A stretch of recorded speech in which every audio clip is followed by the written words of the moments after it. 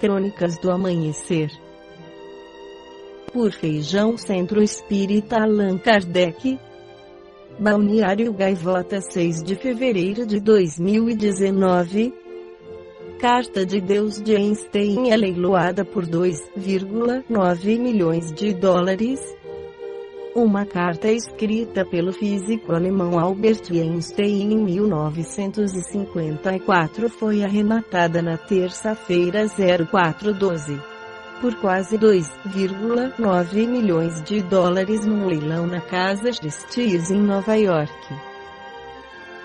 Concluída em apenas 4 minutos, a venda superou as expectativas de especialistas, que esperavam que o manuscrito atingisse cerca de 1,5 milhão de dólares.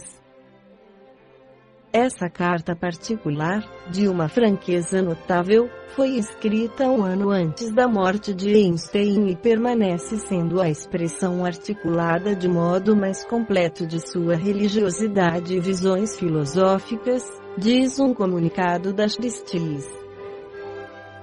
O documento redigido em alemão é chamado de Carta de Deus Gottesbrief porque demonstra como Einstein se sentia em relação à caracterização de Deus e do judaísmo na forma como havia sido publicada em um livro de Eric Gutkind sobre o tema.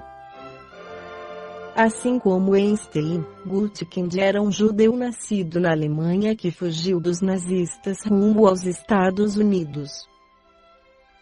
A palavra Deus é, para mim, nada mais do que expressão e produto da fraqueza humana, e a Bíblia, uma coleção de lendas veneráveis, mas ainda assim, bastante primitivas, escreveu Einstein a Gutkind. Nenhuma interpretação, não importa quão sutil possa ser, poderá para mim mudar coisa alguma sobre isso.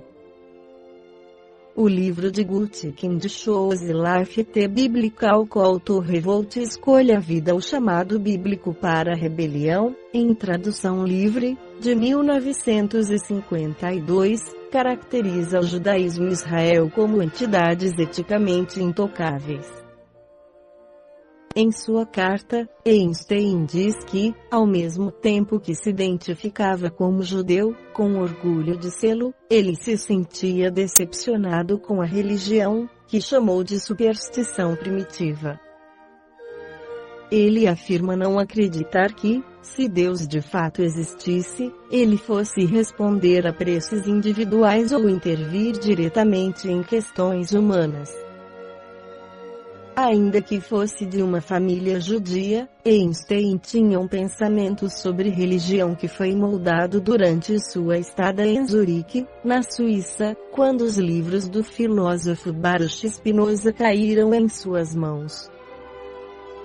O Deus de Spinoza era amorfo e impessoal, responsável pela ordem do universo e pela beleza da natureza. Essa linha de pensamento se enraizou profundamente no filósofo. A Carta de Deus esteve nas mãos de herdeiros de Gutkind, que aguardaram até que fosse vendida em um leilão em 2008 por 404 mil dólares. Em 2012, uma tentativa de vendê-la no portal eBay por 3 milhões de dólares fracassou, o que ficou evidente com a declaração da Christie's de que o vendedor da carta é o mesmo que a adquiriu em 2008. Os manuscritos de Einstein costumam ser arrematados por valores altos. O item de maior valor até o momento foi uma carta de 1939 enviada pelo cientista ao presidente americano Franklin Roosevelt, vendida em 2002 por 2,1 milhões de dólares. No documento, ele menciona a construção de bombas extremamente poderosas, que seria uma descrição do início do projeto Manhattan, que resultou no desenvolvimento de bombas atômicas pelo governo americano. No Evangelho segundo o Espiritismo capítulo 1, Allan Kardec esclarece que houveram 3 revelações principais, a primeira com Moisés, a segunda com Jesus e a terceira com a divulgação da doutrina espírita. Na primeira, Moisés traz a ideia de um Deus único, Jesus traz as palavras amor e perdão, mudando a feição de um Deus vingativo e cruel dos hebreus, e doutrina espírita vem trazer para o Ocidente a palavra reencarnação e dar conhecimento de como transcorre a vida na espiritualidade. No capítulo 1 do Evangelho segundo o Espiritismo, Allan Kardec afirma: há duas partes distintas na lei mosaica de Deus, promulgada sobre o Monte Sinai, e a lei civil ou disciplinar, estabelecida por Moisés. Uma é invariável, a outra é apropriada aos costumes e ao caráter do povo, e se modifica com o tempo. A lei de Deus está formulada nos 10 mandamentos seguintes, e: eu sou o Senhor teu Deus, que te tirei da terra do Egito, da casa da servidão. Não terás deuses estrangeiros diante de mim. Não farás para ti imagens de escultura, nem figura alguma de tudo o que há em cima no céu, e do que há embaixo na terra, nem de coisa que haja nas águas debaixo da terra. Não adorarás nem lhes darás culto. E não tomarás o nome do Senhor teu Deus em vão. E lembra-te de santificar o dia de sábado. E honrarás a teu pai e a tua mãe, para teres uma dilatada vida sobre a terra que o Senhor teu Deus te há de dar. Não matarás. Não cometerás adultério. Não furtarás. Não dirás falso testemunho contra o teu próximo. Não desejarás a mulher do próximo. Não cobiçarás a casa do teu próximo, nem o seu servo, nem a sua serva, nem o seu boi, nem o seu jumento, nem outra coisa alguma que lhe pertença. Esta lei é de todos os tempos e de todos os países, e tem, por isso mesmo, um caráter divino. Todas as demais são leis estabelecidas por Moisés, obrigado a manter pelo temor um povo naturalmente turbulento e indisciplinado, no qual tinha de combater abusos arraigados e preconceitos adquiridos durante a servidão do Egito. Para dar autoridade às leis, ele teve de lhes atribuir uma origem divina, como fizeram todos os legisladores dos povos primitivos. A autoridade do homem devia apoiar-se sobre a autoridade de Deus.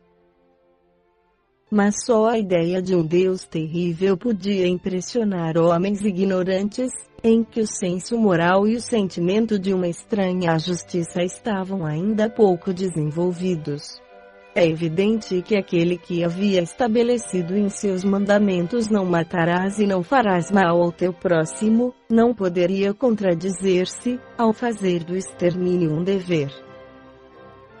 As leis mosaicas, propriamente ditas, tinham, portanto, um caráter essencialmente transitório. Diz Emmanuel no livro A Caminho da Luz pela psicografia de Francisco Cândido Xavier que a lei mosaica foi a precursora direta do Evangelho de Jesus. O protegido de Termutes, depois de se beneficiar com a cultura que o Egito lhe podia prodigalizar, foi inspirado a reunir todos os elementos úteis à sua grandiosa missão, vulgarizando o monoteísmo e estabelecendo o decálogo, sob a inspiração divina, cujas determinações são até hoje a edificação basilar da religião e do direito, conquanto as doutrinas antigas já tivessem arraigado a crença de Deus único. A legislação de Moisés está impregnada de lendas e de crueldades compatíveis com sua época, mas, escoimada de todos os comentários fabulosos a seu respeito, sua figura é, de fato, a de um homem extraordinário, revestido dos mais elevados poderes espirituais, porque foi ele o primeiro homem a tornar acessíveis às massas populares os ensinamentos conquistados à custa de longa e penosa iniciação, em que se vislumbra a síntese luminosa de grandes verdades. A vida e a missão de Moisés, longe de serem fáceis, foram, ao contrário, cheias de atribulações, traições e desconfianças. Por muitas e muitas vezes, o povo israelita demonstrou não ter confiança no poder salvador do Senhor Supremo, desobedecendo por vezes aos mandamentos e chegando a rejeitar o próprio Moisés, que enfrentou problemas até em sua família, como mostra a fraqueza de Arão, seu irmão, no episódio do bezerro de ouro. Líder autêntico e lúcido profeta, Moisés constituiu-se em modelo de todos os verdadeiros profetas que lhe sucederam, até a vinda daquele de quem foi o precursor. Ele foi chamado por Deus não apenas para conduzir o povo de Israel até a terra prometida, mas igualmente para tornar conhecida a vontade do nosso Pai, o que Moisés fez ao nos outorgar os 10 mandamentos. Esta foi a crônica do amanhecer de 6 de fevereiro de 2019, por Feijão Centro Espírita Allan Kardec.